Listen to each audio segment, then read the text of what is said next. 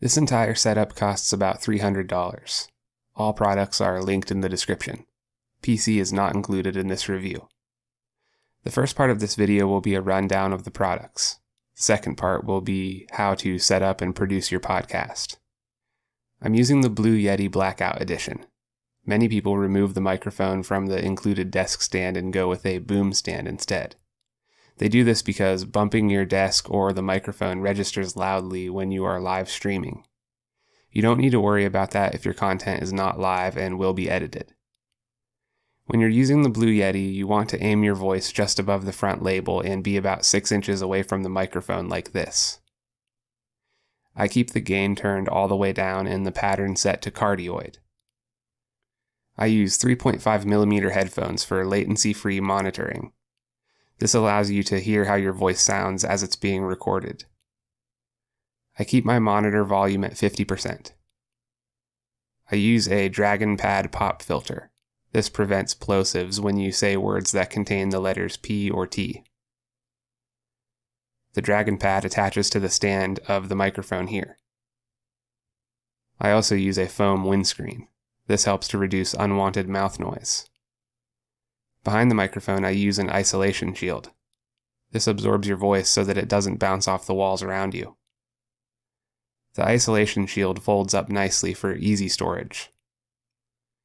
The video you're watching this on uses a Jellycomb USB webcam with tripod mount.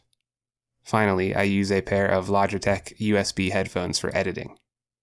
To set up your podcast, the first thing you need is a host. I recommend using SoundCloud. SoundCloud Pro Unlimited is $16 per month and you get unlimited storage.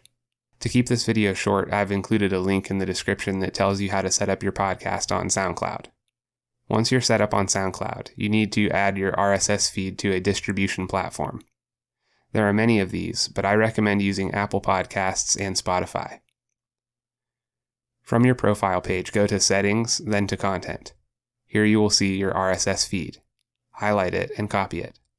Now go to Apple Podcast Connect.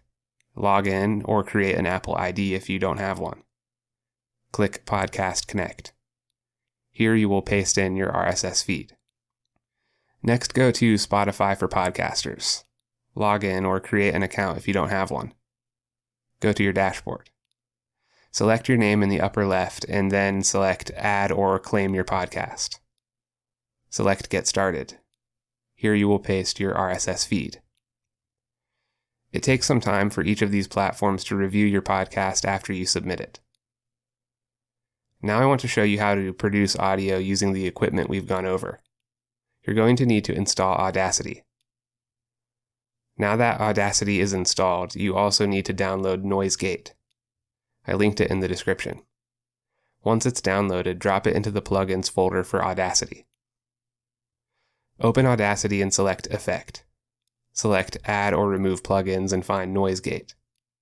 Make sure NoiseGate is enabled.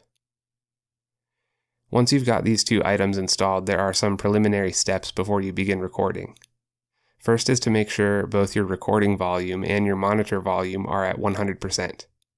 Remember to leave your Yeti's monitor volume at 50%. Audio host should be MME. Recording device set to Yeti. You want to record in mono. And playback should also be Yeti. Next, go to Edit and select Preferences. Select Quality and make sure you have these settings. Now you're ready to record your audio. Don't forget to install your video editor if your podcast has a video component. I use Shotcut. When you're ready, start the recording on both your webcam and Audacity. As you're recording, you're going to make mistakes in your narration, and you'll probably say things you don't want in the final cut. When this happens, don't stop the recording. Just keep going where you left off, and I'll show you how to edit out the mistakes after. When you finish your raw audio and video, stop the recording on both your webcam and Audacity.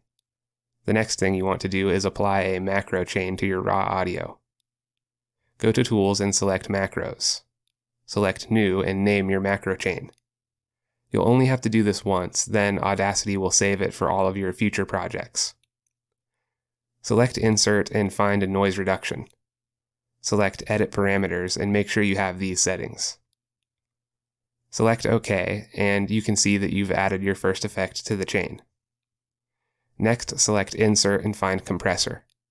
Select Edit Parameters and make sure you have these settings. Select OK, and you can see that you've added your second effect to the chain. Next, select Insert and find Equalization. Select Edit Parameters and make sure you have these settings. Select OK, and you can see that you've added your third effect to the chain. Next, select Insert and find Equalization again.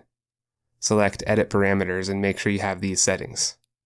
The first one we added was Bass Boost, and this one is Treble Boost. Select OK, and you can see that you've added your fourth effect to the chain.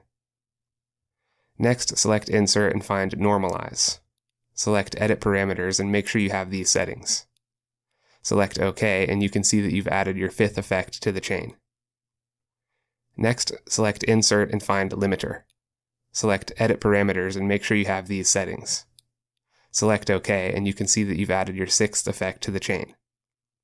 Next, select Insert and find Normalize again.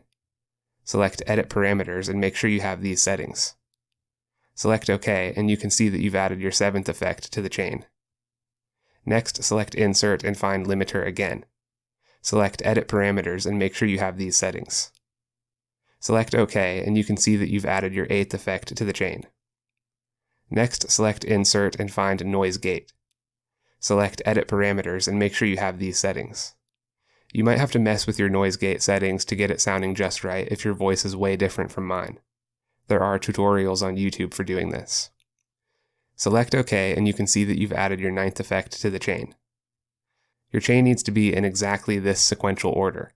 If it's out of order, then use the Move Up or Move Down buttons to rearrange it. Now that we've built our chain, it's time to apply it to the raw audio.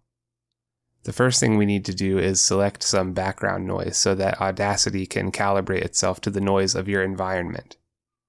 Go to Effect and select Noise Reduction. Then select Get Noise Profile. Now click on the outside box of your track so that you can highlight all of the audio. Go to Tools and select Apply Macro. Then apply the macro chain you built and named.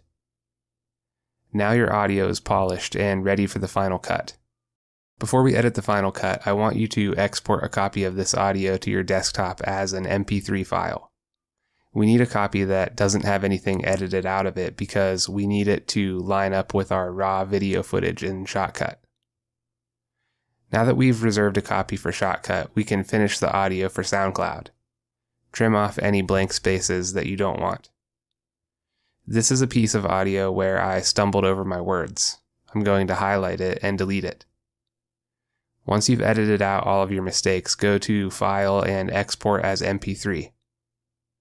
Upload your finished MP3 to SoundCloud and your podcast will be sent to the distribution platforms for all the world to hear.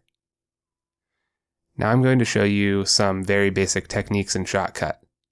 I recommend viewing some of the many Shotcut tutorials on YouTube for in-depth functionality. Select Menu and add Audio Track. Select Menu again and add Video Track. Select Open File and import your raw video. Drag your raw video down to the video track. Select Open File and import your raw audio. Drag your raw audio down to the audio track. We want to line these waveforms up. Set the playhead to a close position and select Split at Playhead. Delete the section of unwanted footage. Do this for both the audio and the video track until you have them lined up. Now I want to remove this part where I stumbled. Set the playhead in a good spot and select Split at Playhead for both the audio and the video tracks without moving the playhead. Once you've made that split, move the playhead to a good spot where you want your recording to pick back up. Select Split at Playhead for both the audio and video track. Then delete the mistake and drag the good footage over so there's no gap where you cut out the mistake. You can do that all the way through your project to edit out any portions you don't want in the final cut. Once you've completed your editing process, go ahead and export the video. Select Advanced and use these settings. Under the Audio tab, use these settings. Select Export Video, name your file, and you're done. If you enjoyed this video, please like and subscribe. Remember to check out the MHB Podcast. You can follow it on Facebook, Twitter, or wherever you get your podcasts.